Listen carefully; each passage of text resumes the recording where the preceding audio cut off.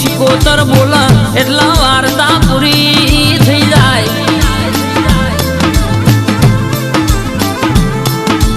ઓ માં દુનિયાના ડોક્ટર છૂટી પડ્યા હોય, મશીનો છૂટી પડ્યા હોય, અરે ગેસ કે પોણીના પેઠ રૂપિયો વાપરી લીધો હોય તો એ ફરક ના પડ્યો હોય. અરે જોગીપુર સિવિલના ડોક્ટર છૂટી પડે પણ મારી